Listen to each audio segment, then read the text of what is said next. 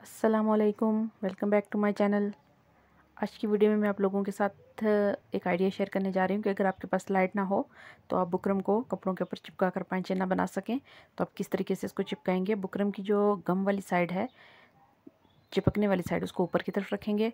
और ये देखिए, इतना कपड़ा मैंने, बुकरम की चौड़ाई 1.25 इंच से ज़्यादा, इतना तकरीबन 1.5 इंच मैंने ज़्यादा छोड़ा था पांचे में। तो उस 1.5 इंच में से 1.25 इंच तो बुकरम के बिल्कुल नीचे है और बाकी का जो हमारा चंद पॉइंट है वो ऊपर की तरफ फोल्ड करते हुए मैं आपको बताऊंगी कि किस तरीके से बगैर इस्त्री के पेस्ट किए हुए आप पांचा बना सकते हैं इजीली, चाहे वो लेडीज़ का हो या जेंट्स का हो। तो ये देखिए, ये चिपकने वाली साइड को ऊपर की तरफ रखेंगे ताकि जब लाइट आए या जब आपको इस्त्री अवेलेबल हो तो आप इसको गीला करके प्रेस करें तो वो अच्छे तरीके से चिपक जाएगा।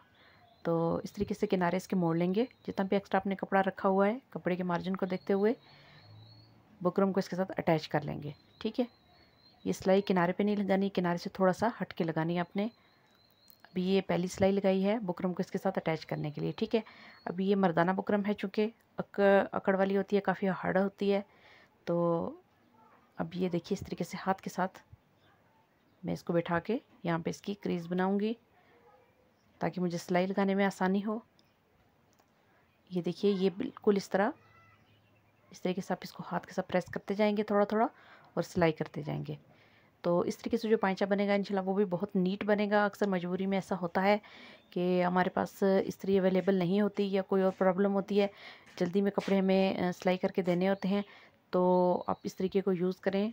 लेडीज़ जेंट्स जैसे भी पांचे आपने बनाने हो, आप इस तरीके को यूज़ करके बना सकते हैं। फिर जब लाइट अवेलेबल हो या कोई और आपके पास मसला जो आपको था वो हल हो जाए तो उसके बाद आप लोग इसको गीला करके प्रेस करेंगे तो आपकी बुकरम अच्छे तरीके से चिपक जाएगी। अभी ये जितनी भी सिलाइयाँ आपने लगानी है मैं रफली आपको बता रही हूँ। अभी मैं यहाँ पे 2 सिलाइयाँ नीचे और 1 सिलाई में ऊपर बुकरम के एंड पे लगाने जा रही हूँ। आपको जितनी भी सिलाइयाँ लगानी है, जिस भी तरीके से लगानी है, आप इसी तरीके को फॉलो कीजिए। कपड़े को किस तरीके से आपने हैंडल करना है। ये देखिए, ये 2 सिलाइयाँ मैंने किनारे पे लगा दी हैं। अभी जो आखिरी सिलाई है वो बिल्कुल बुकरम का जो एंड किनारा मैंने फोल्डिंग किया था कपड़े के साथ, उसके ऊपर लगाऊंगी। एक हाथ से आप कपड़े को, ये देखिए, नीचे वाले कपड़े को ऊपर की तरफ खींचेंगे, दूसरे हाथ से आप बुकरम को प्रेस करते जाएंगे कपड़े के ऊपर ताकि इनके दरमियान में झोल ना आए और कोई एक्स्ट्रा कपड़ा इकट्ठा ना हो नीचे, इस तरह से। ये देखिए, अब मैं आपको दिखाती हूँ कि बिना इस्त्री के भी इसका पांचा बन चुका है और इसके अंदर कोई भी झोल या चुनट वगैरह कपड़े की नहीं आई। इसको जब हम पानी के साथ लगा के गीला करके इस्त्री करेंगे तो ये बहुत ही नीटली जो है वो बैठ जाएगा कपड़े के ऊपर। ये देखिए, इस तरह से जितना कपड़ा मैंने एक्स्ट्रा छोड़ा था, 1.5 इंच मैंने आपको बताया मैंने इसके लिए एक्स्ट्रा छोड़ा था, उसमें 1.25 इंच की तो बुकरम है और बाकी का जो 2 पॉइंट का हमारा कपड़ा है बिल्कुल थोड़ा सा, उसको मैं इस तरीके से ऊपर फोल्ड कर दूंगी। अगर आपके पास फोल्डिंग के लिए कपड़ा एक्स्ट्रा आपने नहीं छोड़ा तो आप एक्स्ट्रा कपड़े को इस शलवार के कपड़े के साथ या ट्राउज़र के कपड़े के साथ पहले जोड़ लगाइए। जोड़ लगाने के बाद आप इनको इसी तरीके को फॉलो करके पहले बुकरम को किनारे की सिलाई लगा के जोड़िए, उसके बाद इस तरह से सिलाइयाँ लगा दें। जितनी भी आपको सिलाइयाँ लगानी है वो आप लगा सकते हैं। नेक्स्ट जो इशू था कि भाई पांचे दोनों सीते वक्त आपस में बराबर नहीं आते। मैंने अपने फेसबुक पेज के ऊपर भी इसके मतलब काफ़ी अर्सा पहले एक वीडियो बनाई थी कि बहुत ही मोटे कपड़े या किसी भी स्लीव्स या कमीज़ के जो चौक होते हैं या ऐसे बहुत से मोटे किनारे होते हैं जो 2 कपड़ों को हम आपस में रख के सिलाई करते हैं तो वो आपस में बराबर नहीं आते, आगे पीछे हो जाते हैं। तो मैंने आपको एक ट्रिक बताई थी कि आप कैसे इसको बराबर रख के सिलाई कर सकते हैं ईज़िली। स्पेशली जो पाइंचों में ऐसा होता है कि पाइंचे सीते वक्त दोनों पाइंचे आगे पीछे हो जाते हैं हज़ार कोशिश के बावजूद और एहतियात के बावजूद।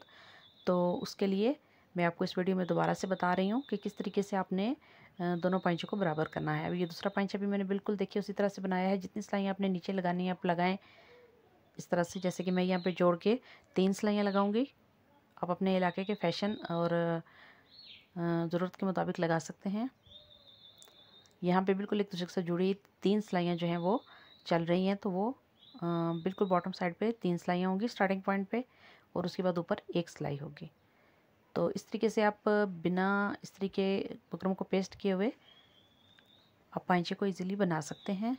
अभी जो आखिरी सिलाई है वो बिल्कुल उसी तरह जिस तरह आप दूसरे पाइंचे के साथ बनाई है। ये देखिए, इस तरह से किनारे से इसको स्टार्ट करेंगे और कपड़े को खींचते हुए ताकि कपड़े में झोल ना आए। दोनों हाथों से आप कपड़े को कंट्रोल करेंगे।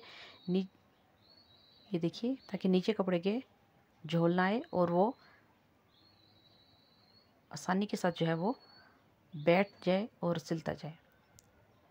अभी ये देखिए, ऐसा होता है कि ये जो हम पांचे का स्टार्टिंग पॉइंट सीना स्टार्ट करते हैं तो ये दोनों किनारे आपस में बराबर नहीं आते। तो ये देखिए, धागे को इस तरह से पकड़िए, नीडल को बिल्कुल आपने एंड पे ले जाना है, बिल्कुल नीडल का जो होल है, जो शटल के अंदर नीडल हमारी जाती है, वहाँ पे ले जाना है। उसके बाद अपने दोनों पांचों को इस तरह से पकड़ना है और इनको नीडल के साथ रखते हुए हाथ के साथ हल्का सा प्रेस करना है, ताकि इनके दोनों किनारे बिल्कुल बैलेंस और बराबर हो जाएं इस तरह से। उसके बाद आपने सीना स्टार्ट करना है। मैं आपको दिखाती हूँ, ये देखिए, ये दोनों किनारे जो हैं वो बिल्कुल बराबर आए हैं। तो इस ट्रिक को भी अब यूज़ कीजिए इंशाल्लाह। कोई भी मोटा कपड़ा या पाइंचे, स्लीव्स, जाक, ऐसी बहुत सारी चीज़ें हैं जिनको सीते वक्त दोनों किनारे आपस में बराबर नहीं आते, तो आप इस ट्रिक को यूज़ कीजिए। इंशाल्लाह आपके दोनों कपड़े के जो किनारे हैं वो बराबर आएंगे और नीट भी दिखेंगे। तो उम्मीद करती हूँ कि आपको आज की इस शॉर्ट वीडियो से काफ़ी फ़ायदा होगा।